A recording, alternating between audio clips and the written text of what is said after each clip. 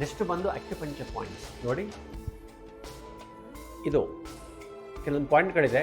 ಈ ಪಾಯಿಂಟಲ್ಲಿ ನೀವು ಪ್ರತಿ ದಿವಸ ಬೆಳಗ್ಗೆ ಸಾಯಂಕಾಲ 3 ನಿಮಿಷ ಸ್ಟಿಮ್ಯುಲೇಟ್ ಮಾಡಿ. ಓಕೆ,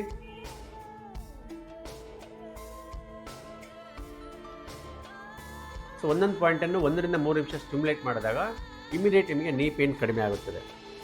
ಇನ್ನೂ ಕೆಲವೊಂದು ಪಾಯಿಂಟ್ ಇದೆ ನೋಡಿ, ಲಿಂಗು ಡಾಬಾಯ್ ಅಂತ. ಇಲ್ಲಿ ಕೂಡ ನೀವು ಈ ಥರ ಸ್ಟಿಮ್ಯುಲೇಟ್ ಮಾಡಿ, ಪೆನ್ನಿಂದ ಮಾಡ್ಬೋದು, ಕೈಯಿಂದ ಮಾಡ್ಬೋದು, ಅಥವಾ ಈ ಡಿವೈಸಿಂದ ಕೂಡ ಮಾಡ್ಬೋದು. ಇದರಿಂದ ಕೂಡ ತಾವು ನೀ ಪೇನನ್ನು ಕಡಿಮೆ ಮಾಡ್ಕೋಬೋದು. ನೆಕ್ಸ್ಟು ಬಂದು ಲೆಗ್ ಲೆಂತ್. ಭಾಳ ಚೆನ್ನಾಗಿ ವಿಷಯ ಗೊತ್ತಿಲ್ಲ, 80% ಜನರಿಗೆ ಒಂದು ಕಡೆ ಲೆಗ್ ಲೆಂತ್ ಹೆಚ್ಚು ಕಡಿಮೆ ಇರೋದ್ರಿಂದ ಒಂದು ಕಡೆ ಭಾರ ಬಿದ್ದು ನೀ ಪೇನ್ ಬರುತ್ತೆ. ಹೀಗಾಗಿ ನಮ್ಮ ಹತ್ರ ಬಂದಾಗ ಕರೋಪ್ರಾಕ್ಟಿಕ್ ಮಾಡಿ ಆ ಲೆಗ್ ಲೆಂತನ್ನು ಸರಿ ಮಾಡೋದ್ರಿಂದ ಕೂಡ ನೀ ಪೇನನ್ನು ಕಡಿಮೆ ಮಾಡ್ಬೋದು. ಇನ್ನು ಲಾಸ್ಟ್ ಟಿಪ್ ಅಂದರೆ eat natural anti inflammatory food.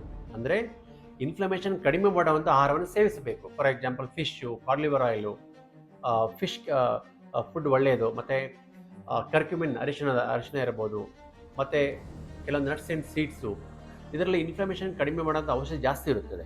ಇದು ಕೂಡ ತಮಗೆ ನೀ ಪೇನ್ ಕಡಿಮೆ ಮಾಡ್ಬೋದು. ನೆಕ್ಸ್ಟ್ ಬಂದು ಆಸ್ಟೆಕ್ಸೆಂಥಿನ್, ಸ್ಟೆರಾಯ್ಡ್ ಆಲ್ಟರ್ನೇಟಿವ್. ಸ್ಟೆರಾಯ್ಡ್ ತೊಗೊಂಡಾಗ ನೀ ಪೇನ್ ಕಡಿಮೆ ಆಗುತ್ತೆ, ಆದರೆ ಇದರ ಸೈಡ್ ಎಫೆಕ್ಟ್ ಜಾಸ್ತಿ ಇರೋದ್ರಿಂದ ಆಸ್ಟೆಕ್ಸೆಂಥಿನ್ ಅಂತ ಒಂದು ಸಪ್ಲಿಮೆಂಟ್ ತೆಗೆದುಕೊಳ್ಳೋದ್ರಿಂದ ಕೂಡ ನಮಗೆ ನೀ ಪೇನ್ ಕಡಿಮೆ ಆಗುತ್ತದೆ. ನೆಕ್ಸ್ಟು ಬಂದು ಕೊಲಾಜಿನ್ ಅಥವಾ ಕ್ವಾಂಟಿಟ್ರಿನ್ ಸಲ್ಫೇಟ್, ಗ್ಲೂಕೋಸಮೈನ್, ಈ ಥರ ಸಪ್ಲಿಮೆಂಟನ್ನು ತೆಗೆದುಕೊಂಡಾಗ ಕೂಡ ಜಾಯಿಂಟ್ ಲುಬ್ರಿಕೇಷನ್ ಆಗಿ ನೀ ಪೇನ್ ಕಡಿಮೆ ಆಗುತ್ತದೆ.